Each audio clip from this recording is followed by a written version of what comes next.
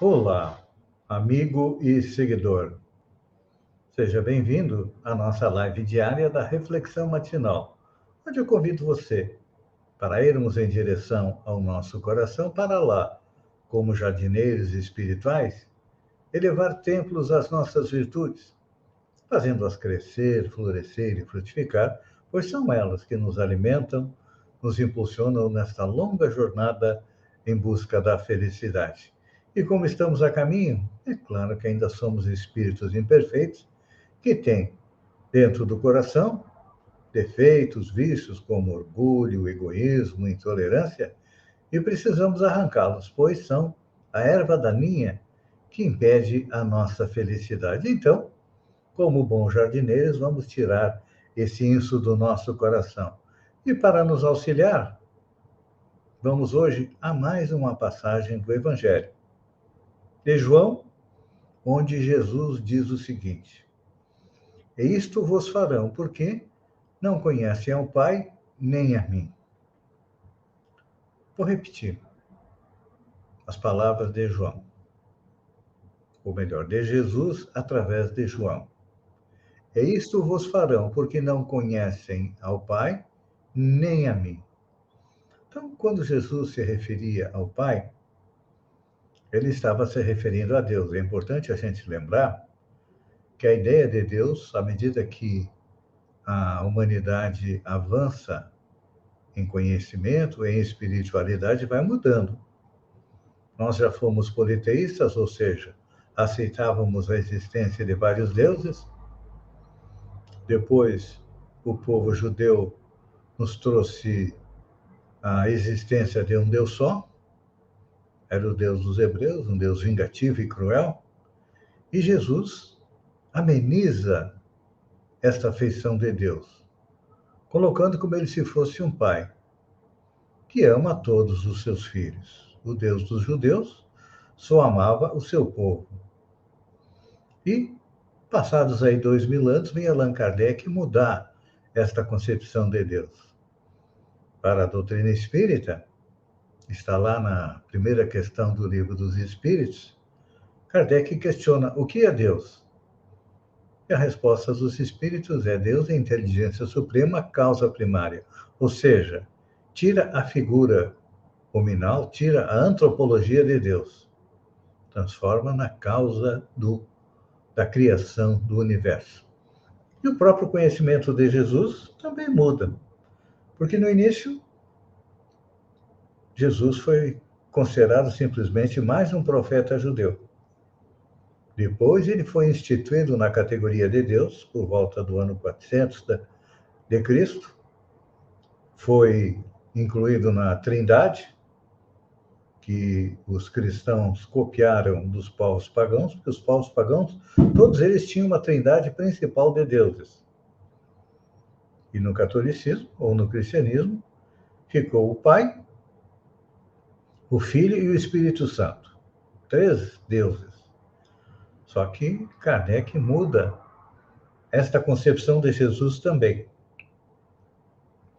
Para nós espíritas, Jesus não é Deus. Não. Jesus é simplesmente um espírito, como nós, passou por toda a evolução que nós estamos passando e chegou à condição de espírito puro, ou seja, aquele espírito que não precisa mais reencarnar e é aquele que tem sobre seus ombros a responsabilidade de gerenciar o universo, função essa designada por Deus. E então, depois deste preâmbulo, é importante a gente lembrar que muitas vezes nós somos assaltados por uma grande perplexidade, porque ainda não estamos harmonizados com o mundo espiritual. Na nossa jornada nós encontramos barreiras sombrias. Tentamos estabelecer a luz, mas a treva penetra nas estradas e formula projetos simples para que a caridade e a má-fé não consigam penetrar ali. Por isso que quem faz isso? Quem é contra a luz? Quem habita a sombra e trabalha para que a sombra se espalhe pelo planeta, ou seja, o mal, ainda não conhecem, como disse Jesus, o Pai, que é Deus, nem ele que é o governador espiritual da Terra. Então, nós temos aí centenas, milhares de pessoas que procuram destruir, procuram trabalhar contra o bem. E muitas vezes conseguem orientar o pensamento geral. Um exemplo, o materialismo.